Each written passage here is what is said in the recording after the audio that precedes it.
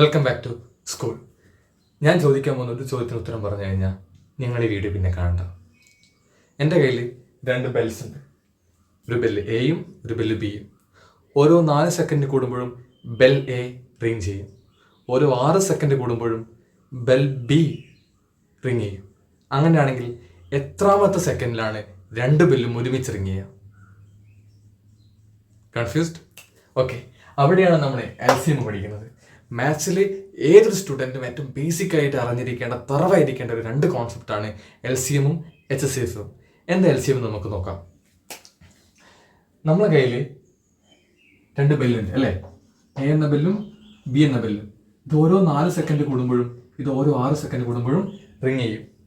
അപ്പോൾ ഇത് ആദ്യം 4 സെക്കൻഡ് റിങ് ചെയ്യും, പിന്നെ 8 സെക്കൻഡ് റിങ് ചെയ്യും, പിന്നെ അത് 12, 16, 20, 24 ഇങ്ങനെ പോയിക്കൊണ്ടിരിക്കും.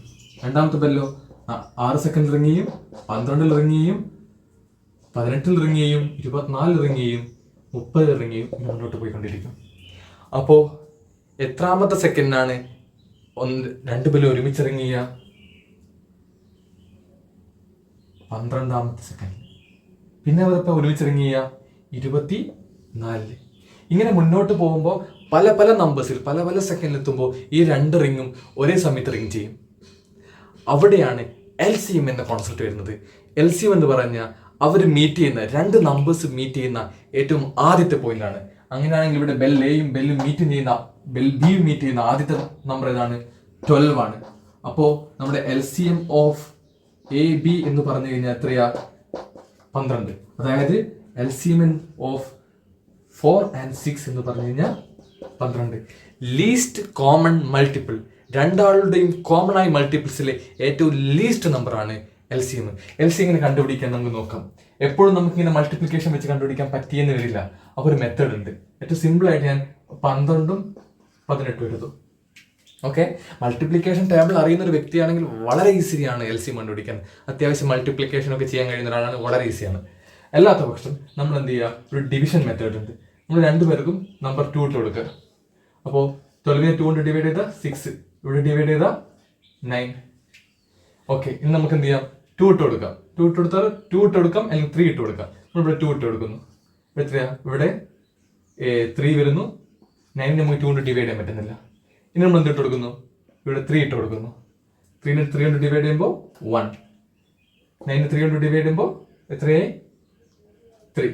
ഇനി നമ്മൾ ഇവിടെ ഇട്ട് കൊടുക്കുന്നു, 3 ഇട്ട് കൊടുക്കുന്നു. ഇവിടെ 1 തന്നെ വരുന്നു, ഇവിടെ 1 വരുന്നു. ഓക്കെ, അങ്ങനെ ചെയ്ത് ലാസ്റ്റ് നമ്പർ 1,1 കിട്ടുന്നത് ചെയ്യാം. എന്നിട്ട് ഈ നമ്പേഴ്സ് ഒക്കെ മൾട്ടിപ്ലൈ ചെയ്യാം.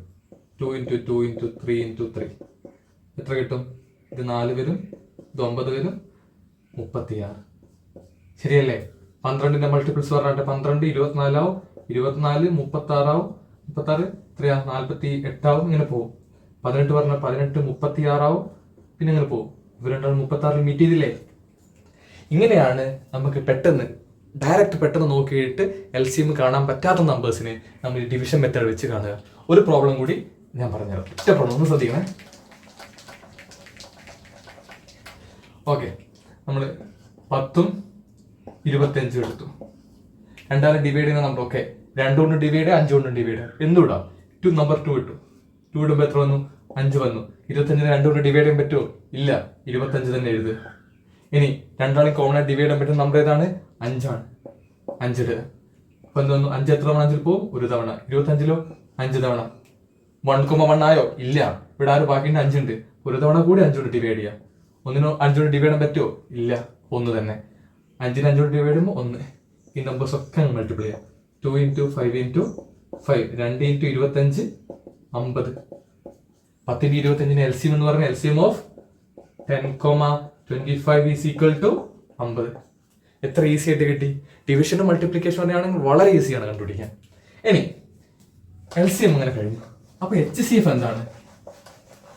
HCF എന്ന് പറഞ്ഞു കഴിഞ്ഞാൽ ആ പേരിൽ തന്നെ ഉണ്ട്. ഹയസ്റ്റ് കോമൺ ഫാക്ടർ ആണ് HCF.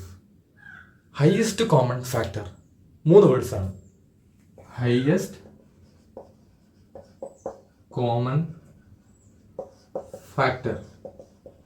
ഓക്കെ, ഇതെന്താന്ന് അറിയുന്ന മുമ്പിട്ട് ആദ്യം എന്തൊരു ഫാക്ടർ എന്നറിയണം. എന്താ ഫാക്ടർ? 6നെ ഡിവൈഡ് ചെയ്യാൻ കഴിയുന്ന നമ്പേഴ്സ് ഏതൊക്കെയാ?